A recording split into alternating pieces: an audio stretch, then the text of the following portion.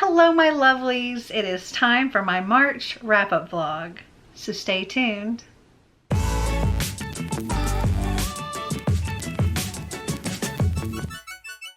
So I'm finally trying to get back into doing my vlog, or doing my wrap-up vlog style, because I really like doing that. I just kind of got out of the habit for a little bit, but I want to get back into the habit.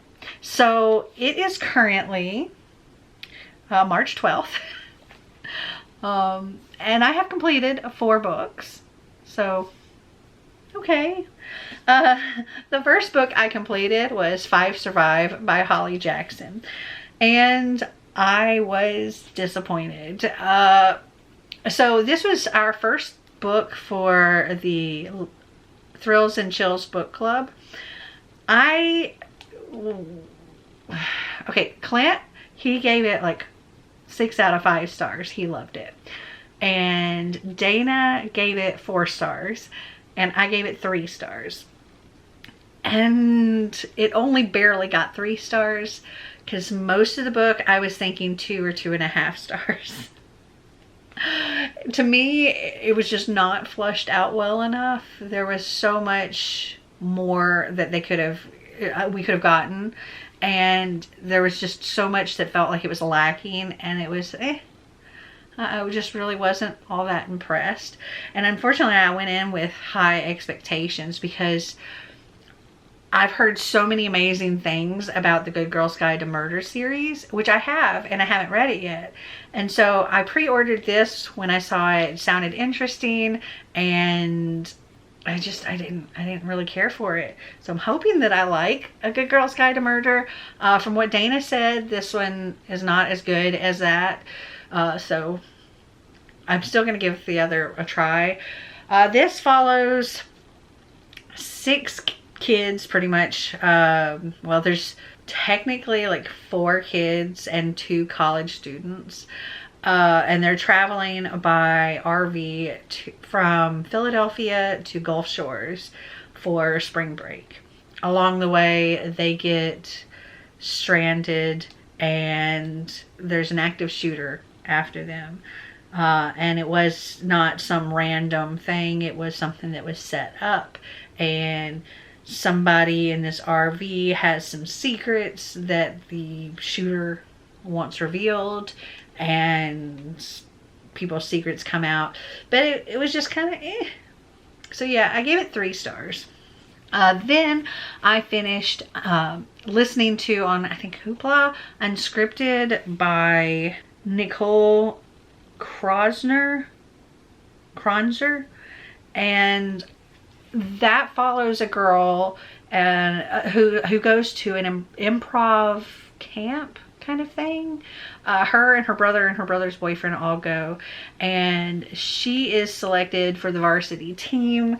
There hasn't been a girl selected for the varsity team in 15 years, and the last one that is our main character's like idol, hero, whatever you want to call her. Her name's Nina Knightley, and she's on Saturday Night Live, and that's like what she wants to do.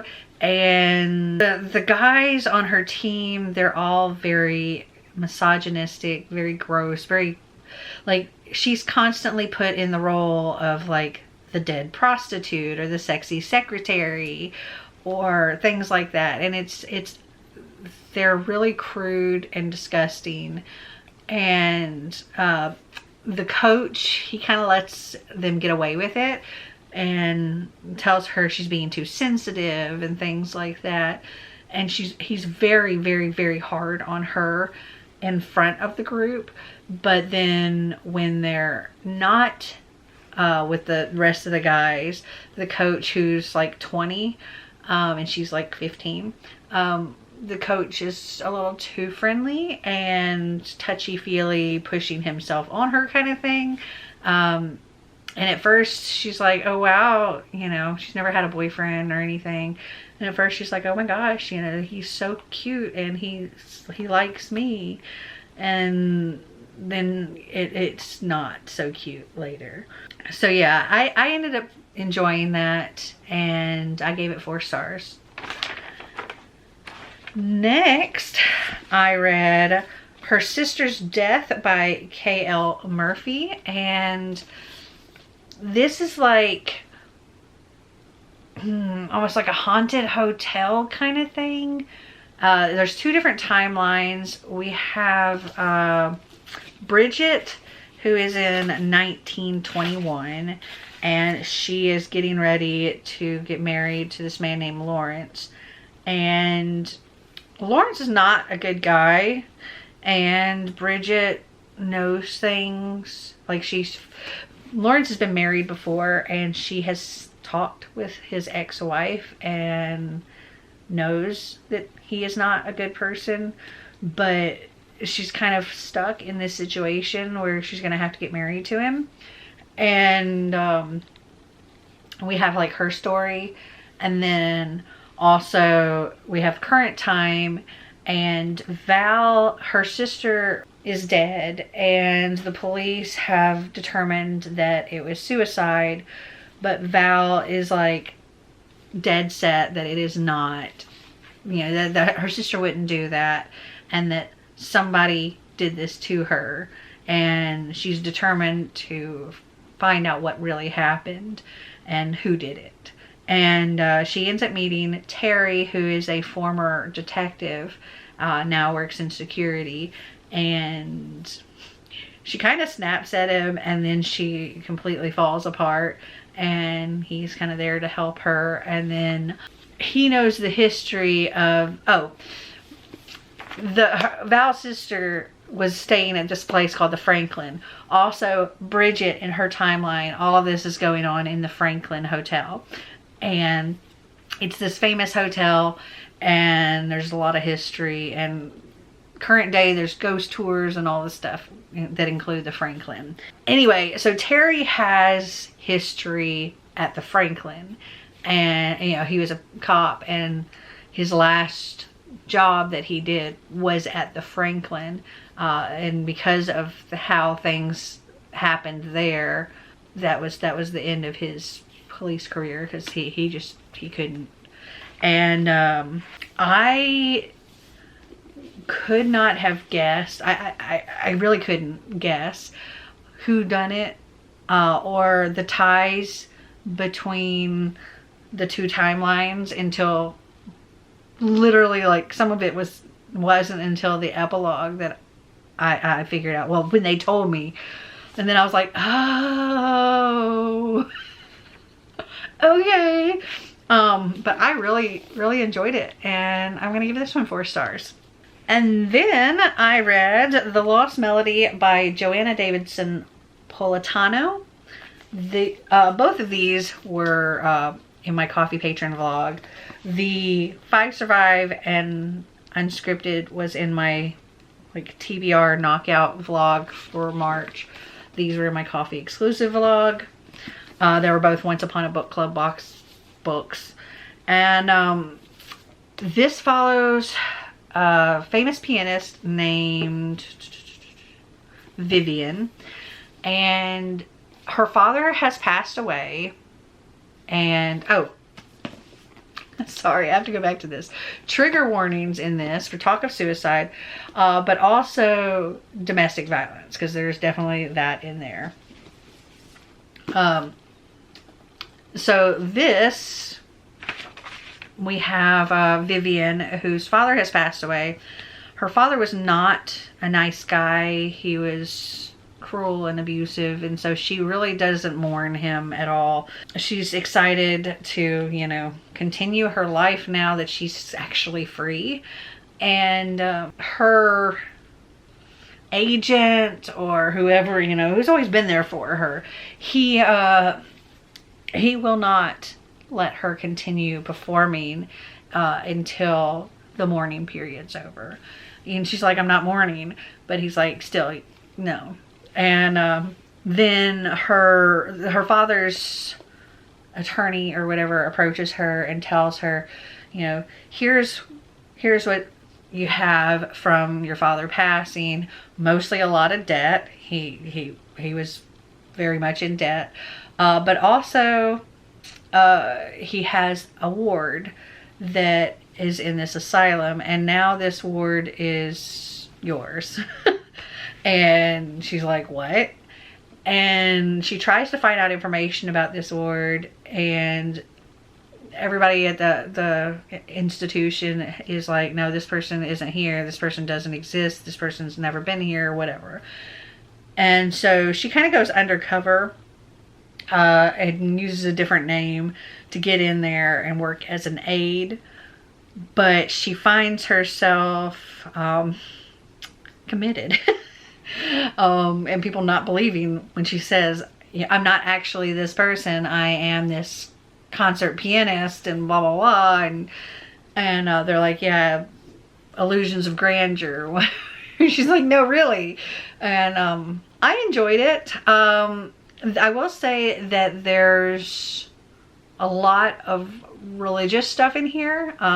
She is a very religious character and driven by her mission to God and all of that. But yeah, I enjoyed this, and I'm going to give this one 3.5 stars. So it is Wednesday, March 22nd, and I have completed 3 more books.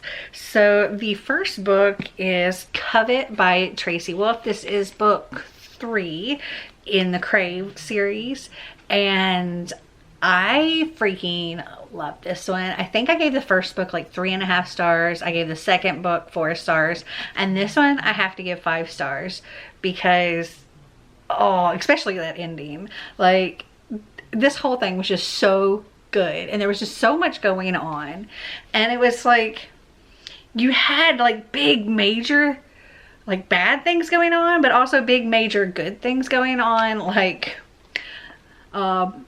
bad thing, well, let's start with good things. They're graduating and there's finals and all of that stuff, and relationships blossoming and people healing and things like that. And then at the same time there's bad stuff going on, like going to prison and deaths and just all kinds of big major things. It was so freaking good, and I give it 5 stars.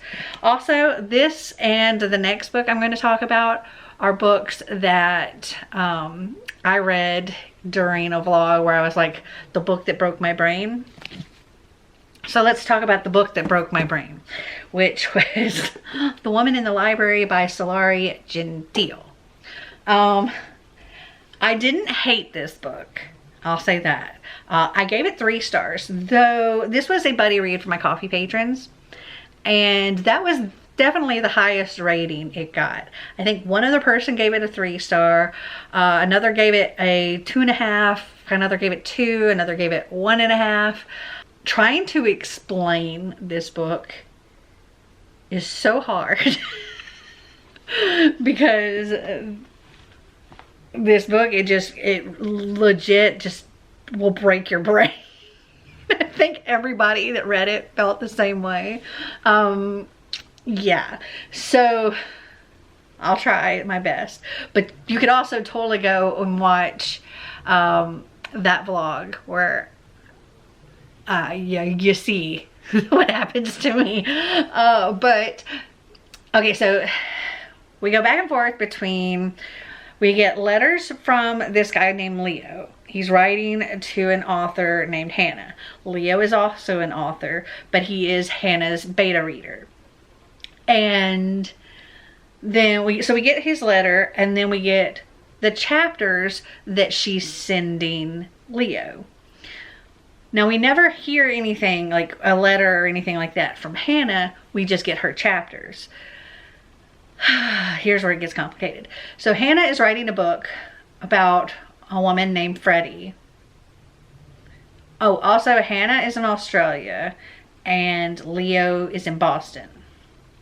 That's important. And this is also during the pandemic and lockdown, and Australia's on fire, and all this stuff's going on. We pick up those things like in Leo's letters. Okay, so Hannah is writing a book about a woman named Verity. And Verity goes to the Boston Public Library, and she's trying to write a book. And she's looking for inspiration, and she's sitting in this reading room, and she starts making contact with a couple other people in the room and she's getting ideas on like characters for her book from the people that are sitting around. And then this woman screams and there's like a body found and things like that. And so Freddie is writing a story using herself as one of the characters and these other people that she's met in the library. They've now become friends. She's writing a story about, you know, kind of incorporating this incident that they just witnessed. But also trying to solve, they're all kind of trying to solve the murder of this woman that screamed in the library. But again, all of this is part of Hannah's book. It's something. But yeah, I gave this one 3 stars. And then yesterday I finished Everblaze, which is book 3 in the Keeper of the Lost City series. And I love it. I love this series so much. I think I give all these books 5 stars. This follows Sophie Foster, this whole series follows Sophie Foster, who is a telepath, and she's living in the human world and finds out that she's not actually human. In fact, she's an elf, and she has lots of other abilities, and there are people hunting her, and she's like the key to certain things. There's a sparkly unicorn, or it's not a unicorn, but kind of like a unicorn. There's a rebel group, and there's almost like 2 rebel groups. One might be good, one's not good. There's a lot going on. These are thick too, but there's such entertaining, really good reads. And I love this whole found family and friendships, and it's a fantastic book, fantastic series, and I give it 5 stars. So it is Sunday, March 26th, and I have completed one more book. I completed Codename Verity by Elizabeth Wine. And this is really a story of friendship, but it's set during World War II.